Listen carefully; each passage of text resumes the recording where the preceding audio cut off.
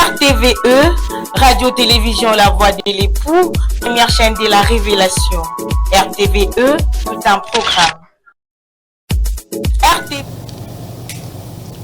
Bonjour chers téléspectateurs de la chaîne RTVE, en particulier les amateurs de la rubrique Thomas Congo. Nous sommes en train de parler de la procédure de tri dans les ordinateurs et nous sommes en train de parler des formats, des nombres à l'intérieur de l'ordinateur parce que c'est ça qui permet le tri. Le format permet de donner l'instruction pour savoir comment le code du nombre est enregistré dans la machine. À partir de ça, il peut comparer deux nombres pour voir lequel est plus petit, il le met avant, lequel est plus grand, il le met après, en fonction de l'ordre de tri que vous avez demandé, si vous avez demandé l'ordre croissant ou décroissant. Aujourd'hui, nous allons continuer avec le begin, c'est-à-dire les entiers grands, qui peuvent être représentés par des registres internes ordinaires de l'ordinateur. Alors il faut des techniques et des astuces pour pouvoir représenter ces très grands nombres-là, par exemple des nombres astronomiques. Par exemple, quand vous devez mesurer le nombre de kilomètres entre notre étoile et le Soleil et l'étoile Proxima Centauri, ce sont des milliards de kilomètres qui ne peuvent pas être représentés dans un ordinateur normal. Alors on a créé le type Big Int qui peut représenter dans un ordinateur des nombres très grands pour pouvoir d'abord les stocker et puis les manipuler. Donc, nous continuons avec notre passage là sur le Big Int. Nous allons voir aujourd'hui comment se calcule la valeur d'un Big Int. La valeur d'un nombre se calcule par ceci. On prend la valeur du nombre qui est affichée, on divise par la base dans laquelle on est en train de travailler. Si c'est la base décimale, on divise par 10. Si c'est la base hexadécimale, on divise par 16. Si la base binaire, on divise par 2. Et ici, la base Big Int qui travaille souvent à la base de exposant 30. Parce que ce sont des grands chiffres qu'on ne peut pas représenter de façon ordinaire. Alors, les digits de ces nombres Big Int sont des grands nombres aussi. Comme on n'a pas de digits spécifiques pour représenter chaque grand nombre, on utilise la valeur du digit qu'on devait utiliser là-bas. Cette valeur-là, on l'utilise comme digit, mais on appelle ça ici, dans le cas ici, segment du nombre. Donc, par exemple, comment calculer la valeur de Big Int 1, 2, 3, 4, 5. Planche numéro 50. Planche numéro 50. On peut calculer planche numéro 50. La valeur du Big Int, Big Integer ou entier grand.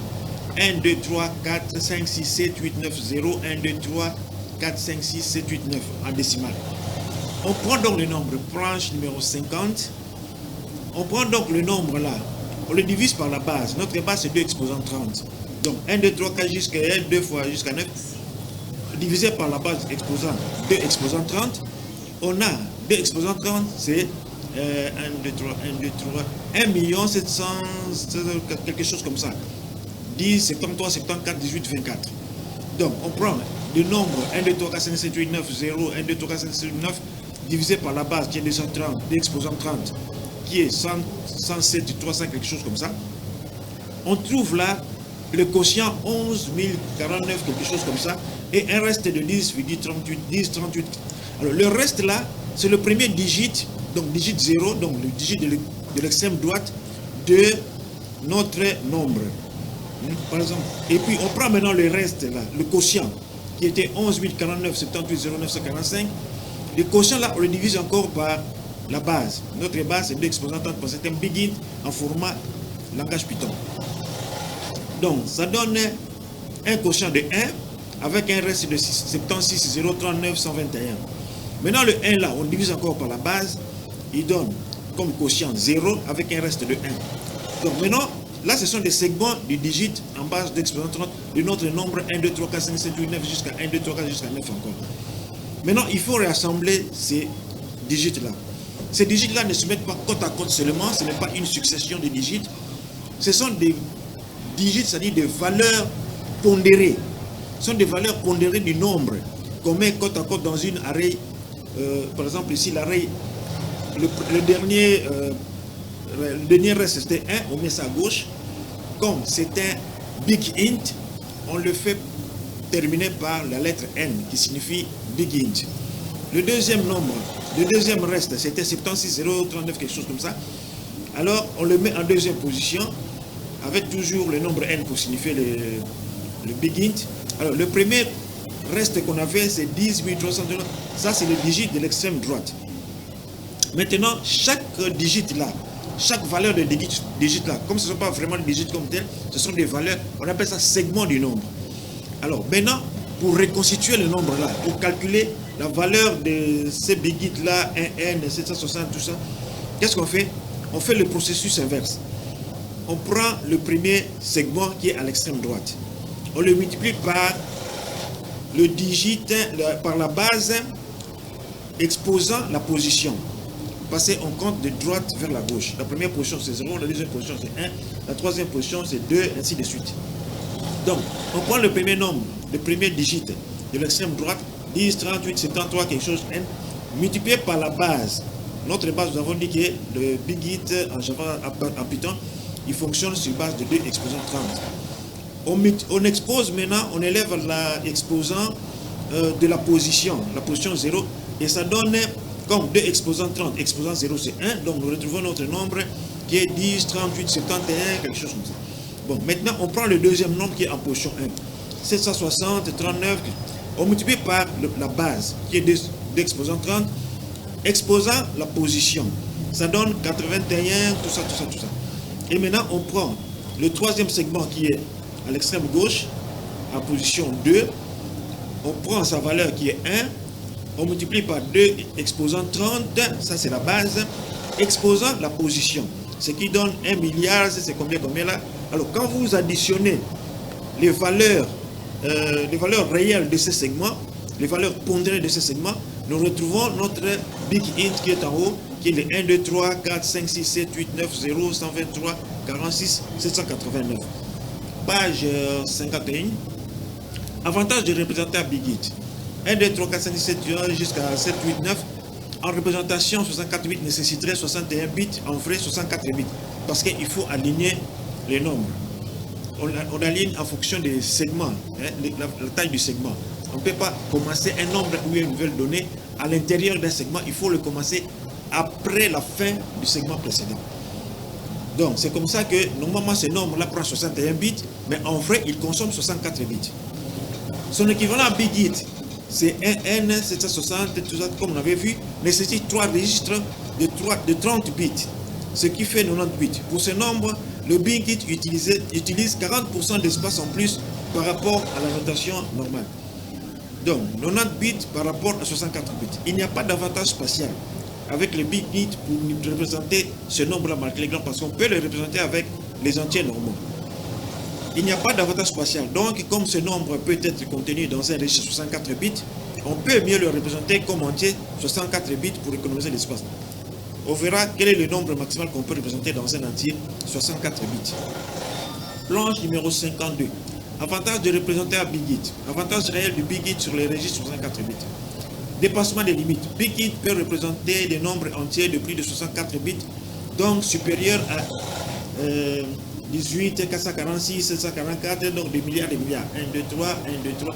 Donc 18 milliards de milliards, 446 milliards comme ça. Tous ces nombres-là, c'est le nombre maximal qu'on peut représenter, un entier qu'on peut représenter avec un registre de 64 bits au maximum. Donc avec 64 bits, on ne peut pas représenter 18 milliards là, plus que ça.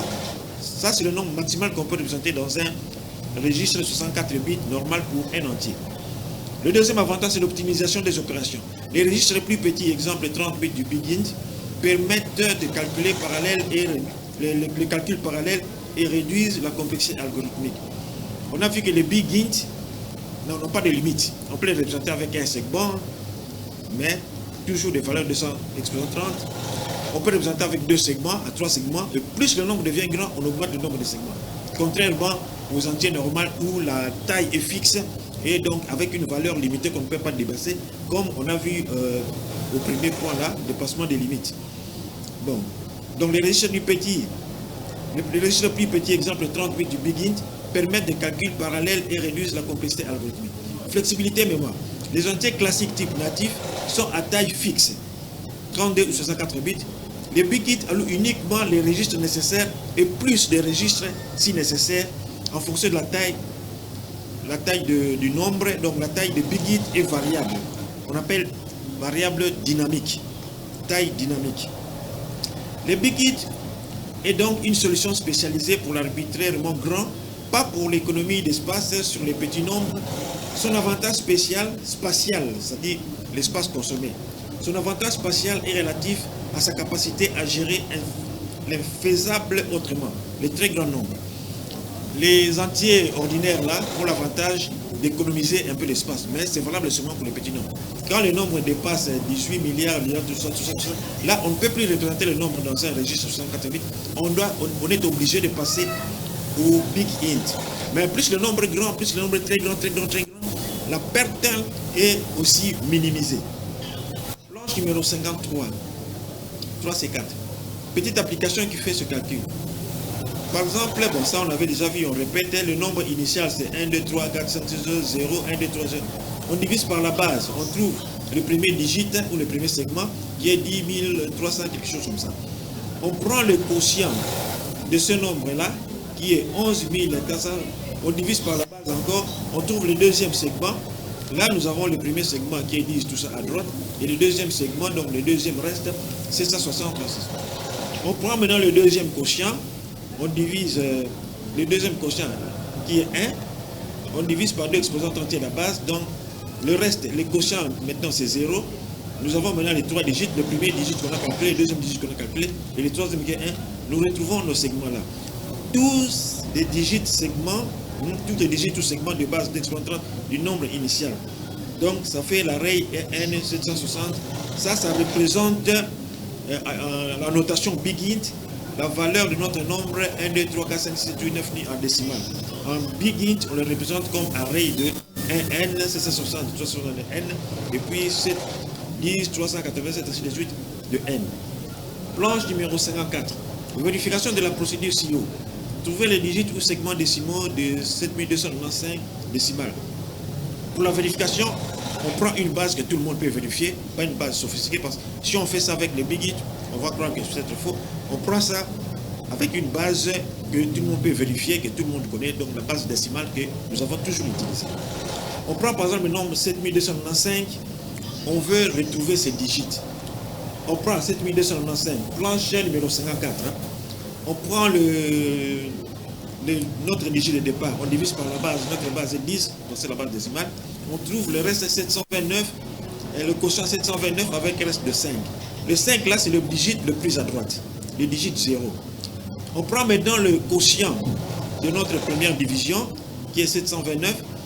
Le 729 là, on divise encore par la base, on trouve 72 avec reste 9.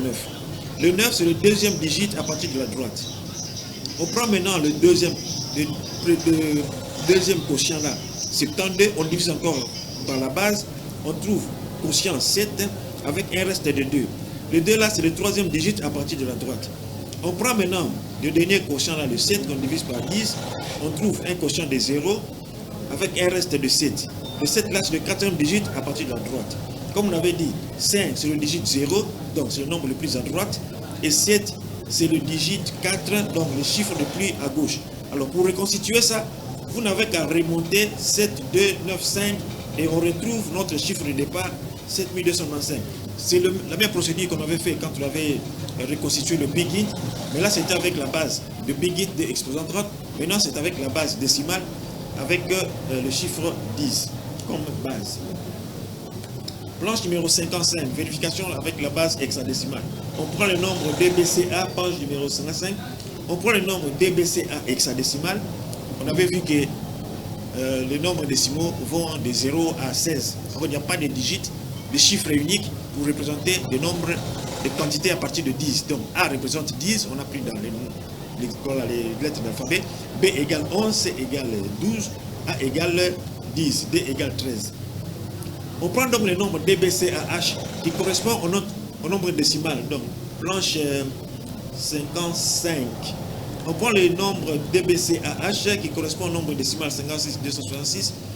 On divise par 16 parce que nous voulons travailler avec la base hexadécimale, comme c'est marqué à l'entête. On divise par 16, nous trouvons 3516 décimales, reste de 10. Le 10 là, c'est le digit de la dernière position. On prend maintenant le reste qui est 3516, on divise encore par 16, on trouve un quotient de 216 avec un reste de 12. 12, c'est le digit de la position 1. Donc, la position qui suit la position de droite. Et puis, nous prenons maintenant le quotient là, 219 divisé par 16. Nous trouvons le quotient de 13 avec un reste de 11. Le 11, c'est la position, le digit de la position 2. Alors, nous prenons encore le quotient là de 13 divisé par 16. Nous trouvons un quotient de 0 avec un reste de 13 en position 3. Si vous regardez, donc, en position extrême, nous avons 13. En position extrême gauche, nous avons 13. En position un peu à droite de la dernière position, là, nous avons 11. Et en position, première position, nous avons 12. Et en position 0, nous avons 10. Si vous regardez bien, vous voyez qu'en remontant, nous avons le premier nombre 13 qui correspond à D hexadécimal. Le deuxième nombre 11 de la position 2 qui correspond au digit B. Et le troisième nombre 12 qui correspond à hexadécimal C. Et le dixième nombre, à position 0, nous avons le digit 10 qui correspond au digit hexadécimal A. Donc, si c'était un big int, on allait représenter les digits là avec leur valeur 13, 11, 12, 10. Mais comme la base hexadécimale a des digits, suffisamment de digits pour représenter chaque quantité, 13 est représenté par 12, 11 est représenté par B, 12 est représenté par C, 10 est représenté par A. En base décimale, on prend maintenant les digits là à la place des segments 13, 11, 12, 10.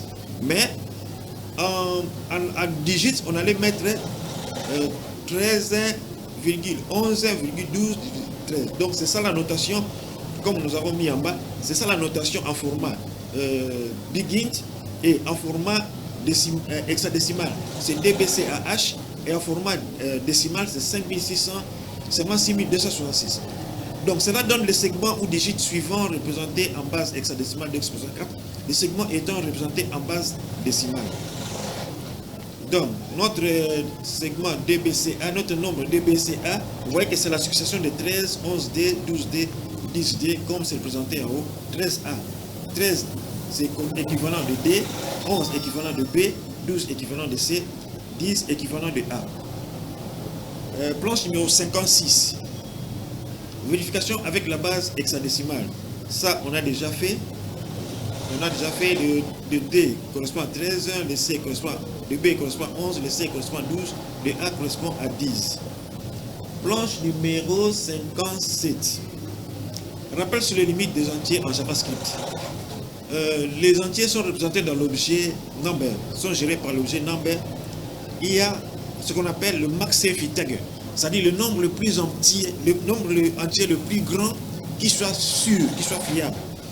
Au-dessus de ces nombres, l'ordinateur représente toujours les nombres, mais avec des erreurs. Le nombre représenté n'est pas exactement le nombre réel. On va voir ça à la planche suivante. Par exemple, d'exposant 53, parce que les entiers, le plus grand entier représenté dans JavaScript, c'est le max-safe integer qui est équivalent parce que les entiers sont représentés à 53 bits.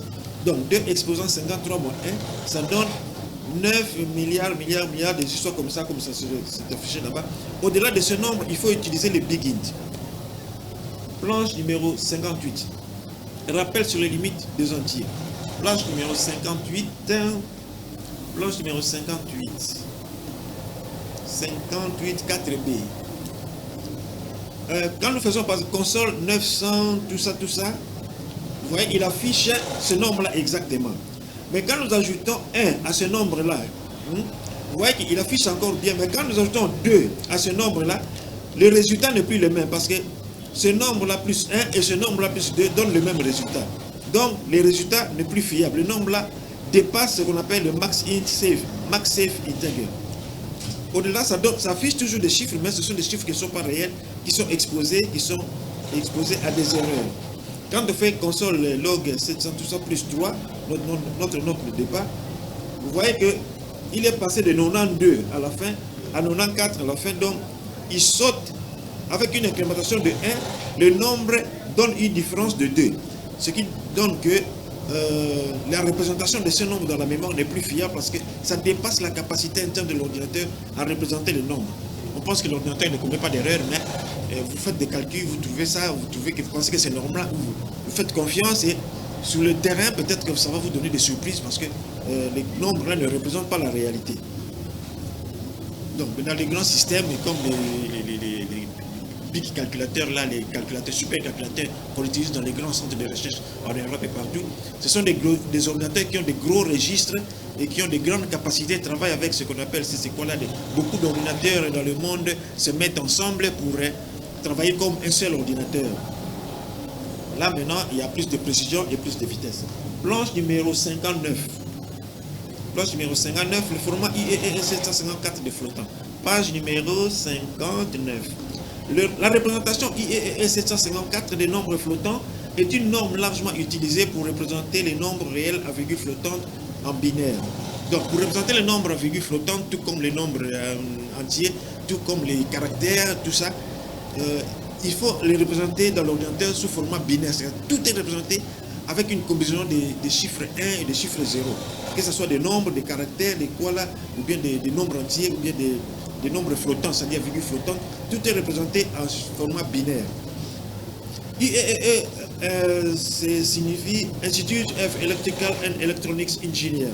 C'est une organisation professionnelle qui établit des normes pour l'ingénierie électrique, électronique et informatique, y compris les formats de représentation de nombres en virgule flottante. La représentation IEEE comporte 3 parties. Le bit d'extrême gauche pour les signes du nombre, l'exposant et la mantis pour partie fractionnaire du nombre, et puis la mantis. Donc, il y a 3 parties essentielles dans la représentation des nombres à virgule flottante dans l'ordinateur. Le bit de l'extrême gauche, le bit c'est l'unité qui ne peut recevoir que la valeur 0 ou 1. C'est ça l'unité fondamentale dans la mémoire, dans le stockage dans l'ordinateur. Le bit de l'extrême gauche, par exemple le 32 bits, le single precision comme on appelle. À part ça, il y a le half precision, le single precision le plus courant utilisé à 32 bits.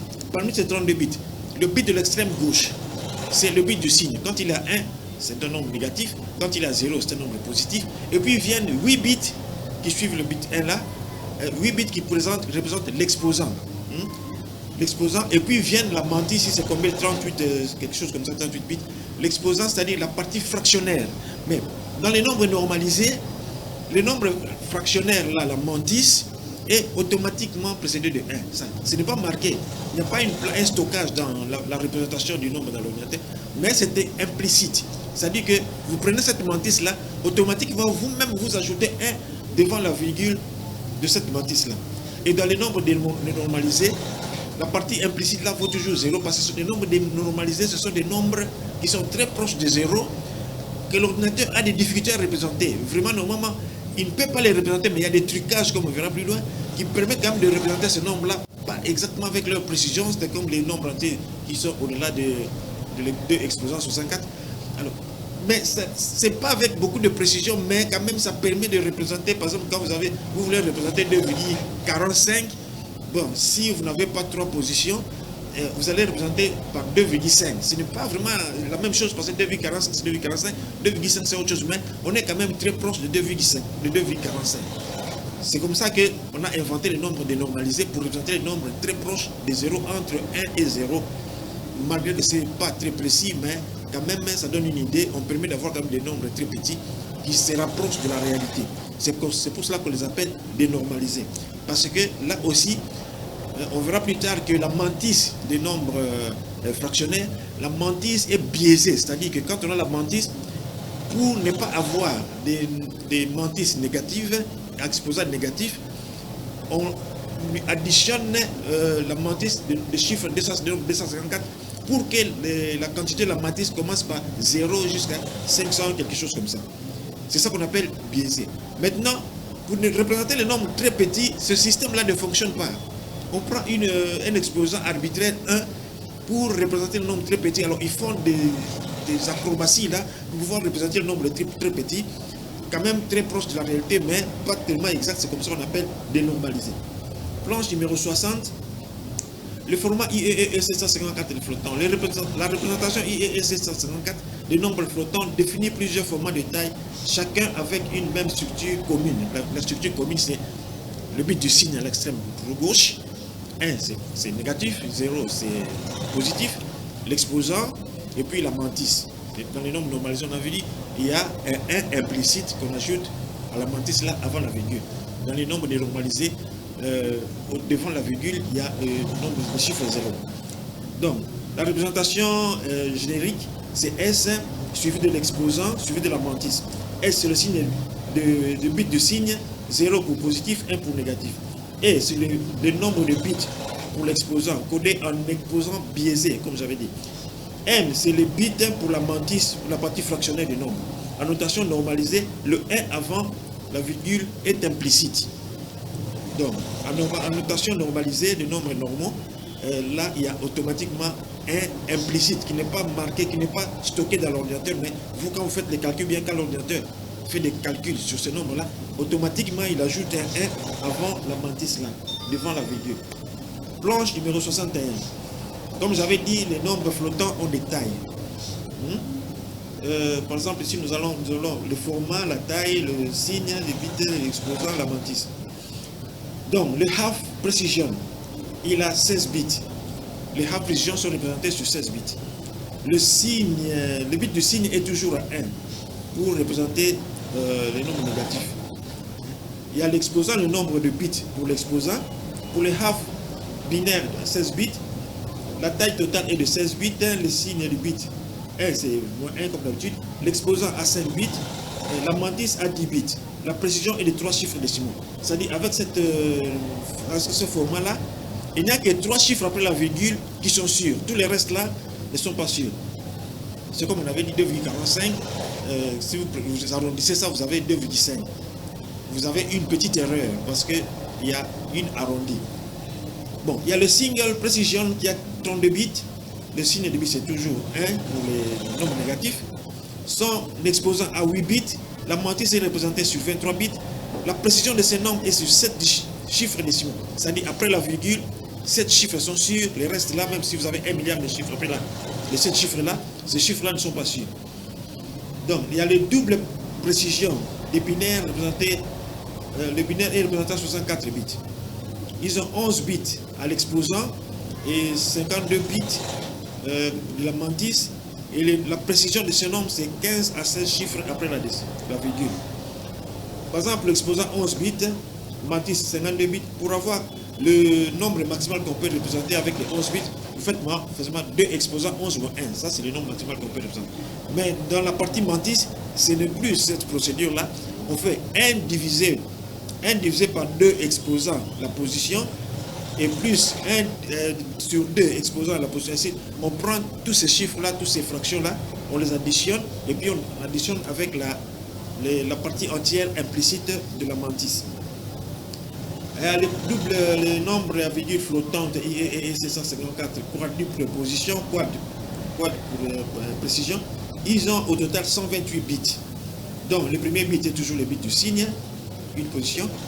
L'exposant a 15 bits, donc l'exposant peut aller jusqu'à 2 exposants 15 moins 1. La mantis jusqu'à 112 bits.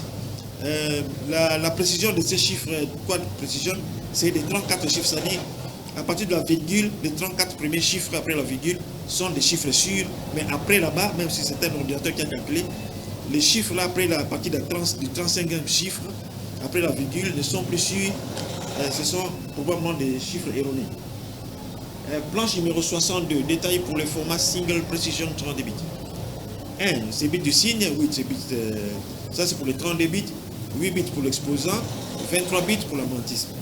L'exposant biaisé de 127, par exemple, un exposant de 0 est codé par 127. Parce qu'on prend les 0, on additionne 127 pour biaiser les nombres, pour que les exposants moins 127 qui sont destinés au nombre inférieur à 1, pour que ces exposants ne soient pas représentés avec des chiffres négatifs, on additionne tous les exposants par 127 pour que tout commence par 0 jusqu'à 255.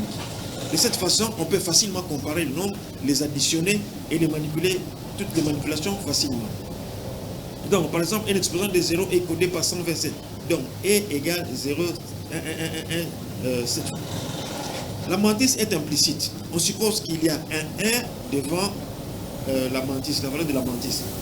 Devant les 23 bits de la mantis affichés, sauf cas spéciaux. Cas spéciaux, c'est les nombres non, not a number, les nombres infinis et puis les nombres dénormalisés. La valeur d'un nombre IEEE 754 se calcule comme suite. Plus ou moins 1, plus la mantis. Le 1 là, c'est le 1 implicite qu'on ajoute devant la virgule pour les nombres normalisés, les nombres ordinaires. Maintenant, 1 plus la valeur de la mantis, vous multipliez par 2 exposant moins 127 pour les nombres à virgule flottante à 32 bits. Parce que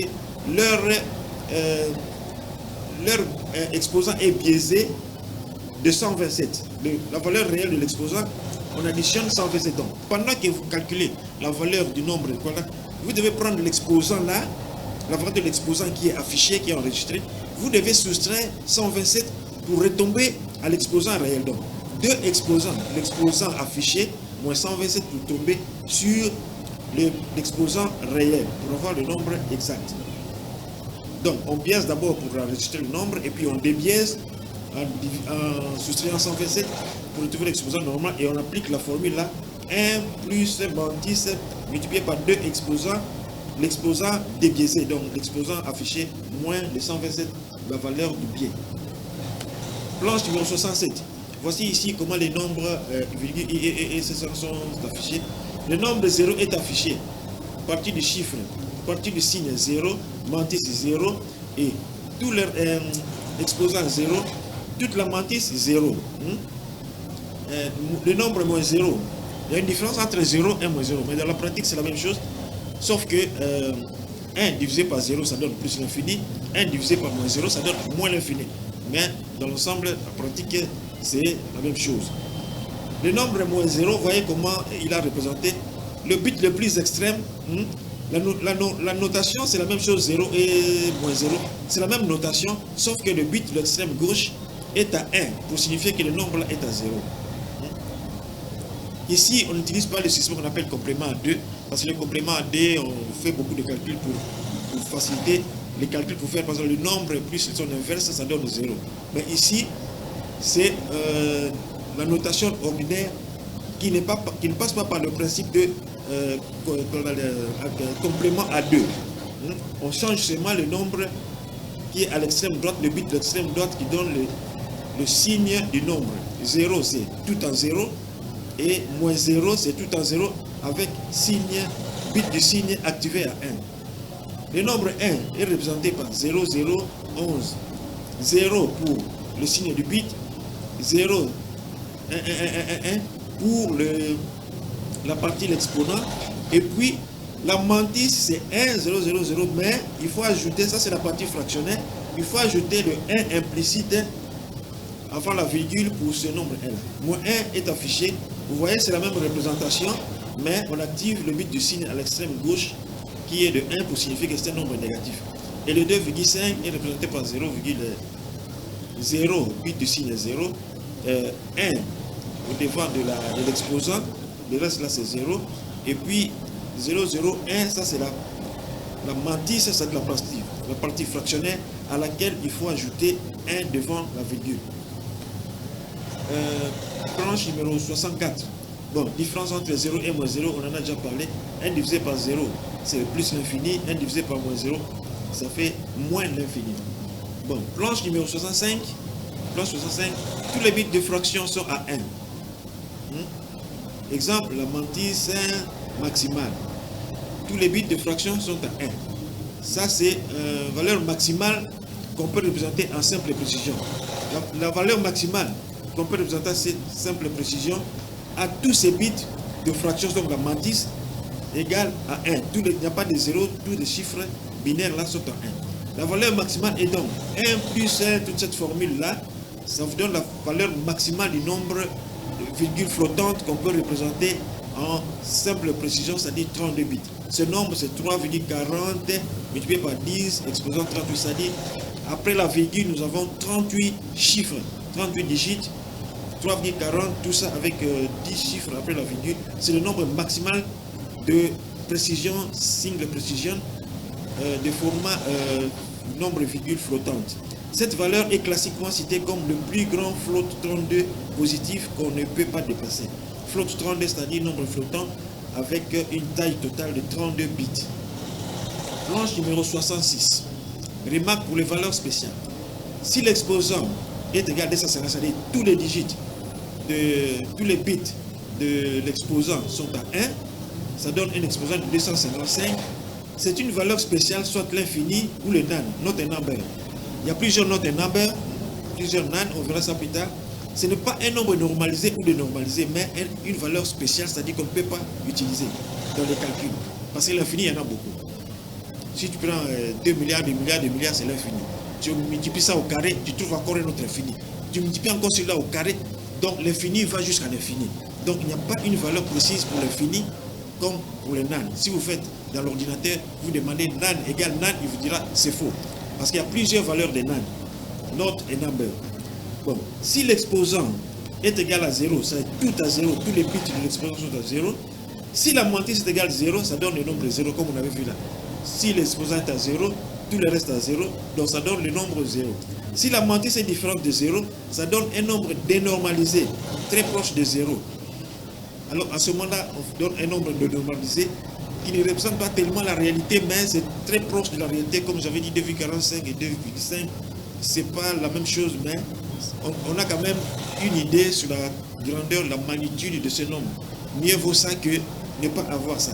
Donc, s'il n'y avait pas de nombre dénormalisé, entre 1 et 0, on n'allait pas avoir de représentation de ces nombres-là dans l'ordinateur. Et ça allait être plus catastrophique parce qu'il y a des nombres 0 qui ont par exemple 0,000 avec 100 zéros et puis un décimal à la centième position. Planche numéro 67. Remarque pour les valeurs spéciales. Pour les formats simples, précision 32 bits. Si l'exposant est supérieur à 0 et l'exposant inférieur à 200, c'est-à-dire entre 1 et 254. Ni tout à 0, ni tout à 1. Donc entre 1 et 0,54, donc différent des 0 et 250 sont entre 1 et 254. Le nombre est normalisé avec 1 implicite comme on avait dit. La mantis qui est affichée, quand vous avez sa valeur, vous ajoutez 1, cette mantis là. Si la mantis est différente de 0, ça donne un nombre normalisé. Si la partie fractionnaire est contenue entre 1, la partie exposant est contenue entre 1 et 250 et que la mantis est différente de 0, c'est un nombre normalisé, c'est-à-dire un nombre normal. Planche numéro 68. Suite 1, planche numéro 68. Si l'exposant est supérieur à 1, supérieur ou égal à 1, ou inférieur ou égal à 254, et si la mantis est 0, si l'exposant est 1, c'est EMI, c'est-à-dire 256, l'exposant minimal, on verra ça, c'est la valeur moins 126. Le nombre vaut 2 exposants, plus ou moins 2 exposants, moins 126, ça dépend du bit du signe. Si l'exposant est 127, le nombre vaut plus ou moins 1. Si l'exposant est 128, le nombre vaut plus ou moins 2. Si l'exposant est 250, le nombre vaut ce qui est là en bas, vous voyez ça. Donc ça c'est le nombre dénormalisé. Planche numéro 69, remarque pour l'exposant égale 0. Si l'exposant égale tous les digits de l'exposant sont à 0, l'exposant biaisé des nombres dénormalisés en 32 bits est mué en 1. 1 moins 200,7 égale 126, exposant minimal normalisé. Et min, c'est l'exposant minimal normalisé. Lorsqu'on calcule la valeur du nombre, c'est-à-dire, au lieu de prendre la valeur réelle de l'exposant, on transforme le tout à 126. 126 moins 127, ça vous donne moins 1. Sans le nombre dénormalisé, il y aurait un saut brusque entre le plus petit nombre normalisé et 0. La représentation dénormalisée est donc un compromis entre la précision et la capacité à représenter des nombres très petits. Bien que moins précis que les nombres normalisés, ils permettent de capturer des valeurs qui seraient autrement arrondies à 0. Donc, sans cette convention-là de dénormaliser les nombres, on n'aurait pas des nombres entre 0 et 1. Et comme ces nombres sont quand même très importants, si vous prenez le nombre 1 exposant 1 multiplié par 10 exposant moins 27, si vous prenez ça 10 exposant 27 fois, vous trouvez quand même sur un nombre normal. Or, il y a des nombres plus petits qui sont réels, par exemple la taille des atomes, la taille des ondes, la taille de tout ça. Si on n'avait pas ces nombres dénormalisés là, on n'aurait pas pu calculer la taille de ces longueurs d'onde là avec l'ordinateur, parce que ça allait donner pour toutes les longueurs là, nanomicron, micromètre, angstrom, tout ça allait être représenté par des nombres zéro. Comment identifier un nombre normalisé? On nous dit la tranche de 45 minutes qui nous a été impartie est presque atteinte. On va voir un peu. La partie qui reste est un peu vaste. On ne saura pas aborder ça dans les 5 minutes. Alors, nous vous remercions d'avoir suivi l'émission. Et nous sommes sur antenne les mardis et jeudis en direct à partir de 10h. Et le mercredi et dimanche, nous sommes en différé. Et nous invitons à suivre ces émissions, à faire vos commentaires et à faire des commentaires, des critiques, tout ce que vous voulez. Et nous invitons aussi ceux qui ont des sujets à présenter, parce que ce sont des rubriques pour aider les autres qui n'ont pas l'accès à la matière, aider à ce qu'ils puissent avoir ne fût-ce qu'un peu de connaissances. Alors tous ceux qui ont des choses à présenter, qui peuvent partager une idée, une connaissance, ils sont invités à passer à l'émission Tout au Magogo.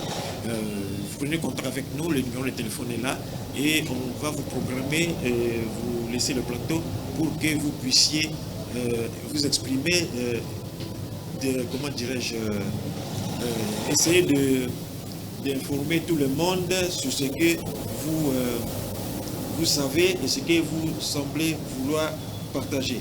Ainsi, nous vous invitons à suivre la prochaine émission. Aujourd'hui, c'est jeudi, le mardi à 10h. Et vous invitons aussi, si vous voulez participer, vous prenez contact avec nous et puis nous vous programmons.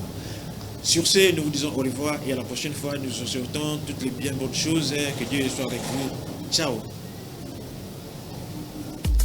RTVE, Radio-Télévision La Voix de l'époux, première chaîne de la révélation. RTVE, tout un programme.